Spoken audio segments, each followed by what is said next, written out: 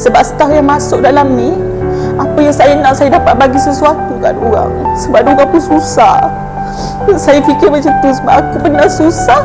One day aku nak bagi juga dekat staff aku.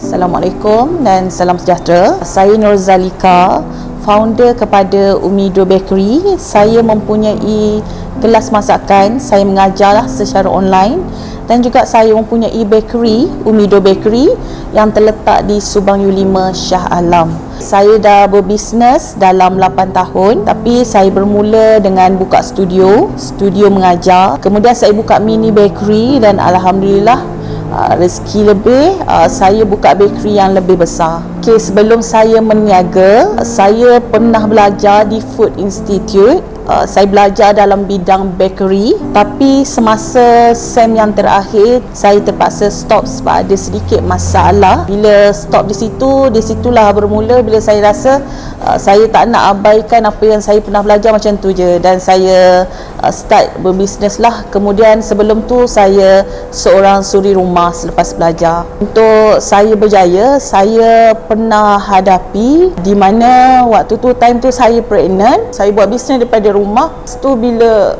saya pregnant time tu, anak yang sulung, 3-4 pagi kita dah bangun. Saya start buat donat. Lepas tu memang susah time tu, kita pun tidur tidak beralas apa-apa pun. Sebenarnya daripada situ kita susah. Memang tak ada TV apa benda pun. Time tu saya dengan suami lah.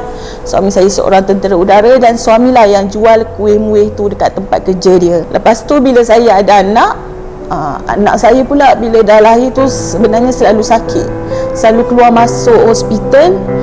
Lepas tu bila kita susah time tu, daripada segi susu time tu kita bagi daripada air beras, kita bagi sebab time tu terlalu susah. Pernah time tu anak saya dia ambil plastik roti. Ni kenapa abang ambil plastik ni? Dia cakap abang lapar, dia cakap. Saya baru saja dapat result anak saya ada ADHD moderate. Anak saya sebenarnya dah sebulan tak sekolah.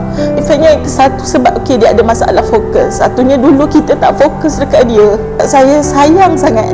Sayang sebab saya bermula pada dia. Dia pernah sakit, selalu sakit masuk keluar hospital. Kita boleh katakan time tu kita tak cukup makan. Badan dia pun kering. Kita bagi apa yang ada saja, susu pun daripada air beras sebenarnya.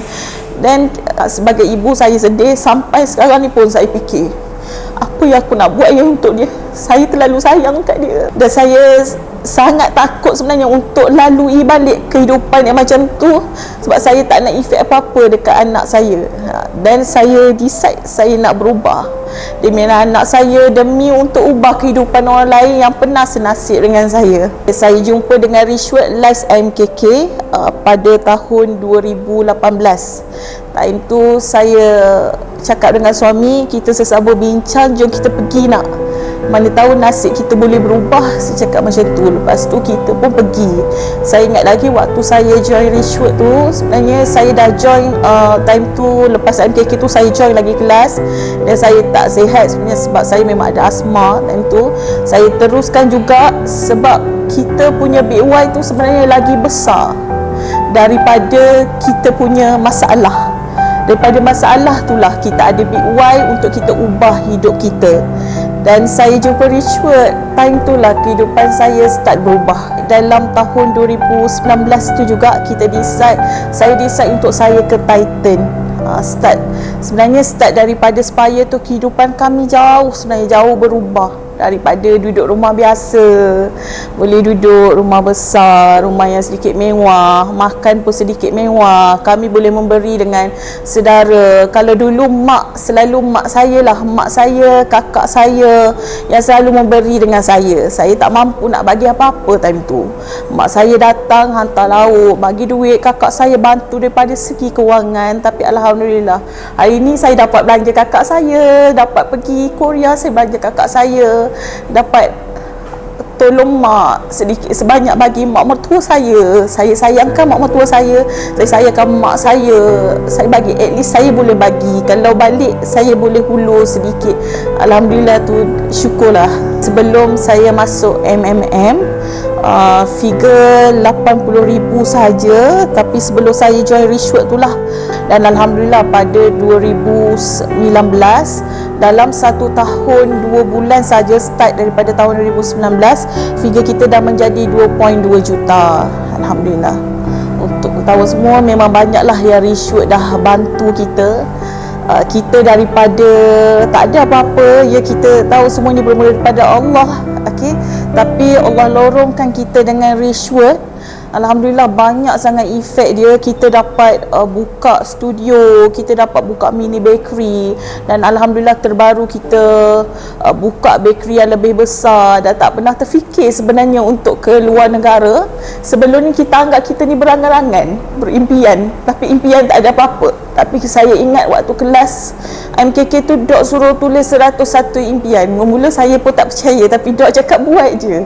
Lepas tu saya pun buat, saya belajar, saya masuk kelas. Alhamdulillah pada 2019 hujung tahun, bulan 12 hari tu saya pergi ke Korea, siap boleh bawa kakak saya. Lepas tu saya dulu saya guna Gentoo, Saga. Dalam dah saya dapat beli Serena, saya dapat buka bakery yang besar, dapat hulur dekat mak tu tiap bulan. Kat situ dapat bantu orang lain, saya dapat bantu ejen-ejen saya. Dan Alhamdulillah yang terbaru juga, saya dapat bantu staf-staf saya.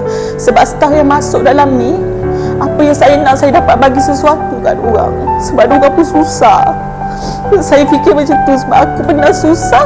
One day aku nak bagi juga dekat staff-staff aku, dekat ejen-ejen aku.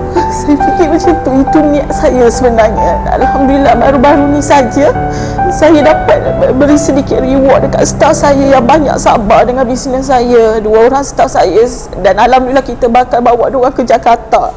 Tu kita tak pernah fikir, tapi apa yang saya rasa nilai yang paling besar bila saya dapat bagi sesuatu untuk tim saya, untuk staff saya. Bakery je, orang cakap bakery je, tapi dengan belajar dengan rishwat ni, kita dapat kenal kita, diri kita, kolam hati kita, macam mana kita sesama manusia. Sebab rishwat selalu ingatkan, bisnes adalah penyelesaian untuk masalah orang lain. Di mana ada isu, di situ ada masalah, dan di situlah kewangan terjadi.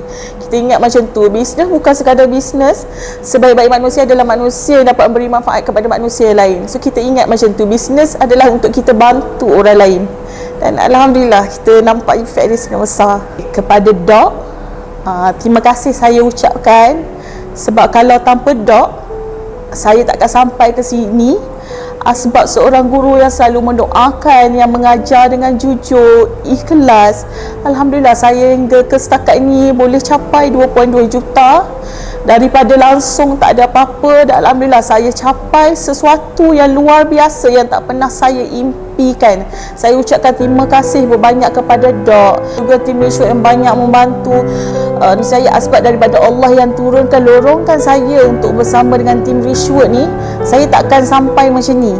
Dok ingatkan kita perlu humble, senang macam mana pun humble. Sikap humble tu sangat-sangat penting. Dan Alhamdulillah benda tu banyak mengajar saya, daripada saya terus dengan sifat sombong, bongkak kan. Benda tu saya sentiasa ingatkan saya, dan insya-Allah saya pegangkan kata tu. InsyaAllah saya akan bawa diri saya dengan keadaan baik. Dan terima kasih kepada rishwat sekali lagi.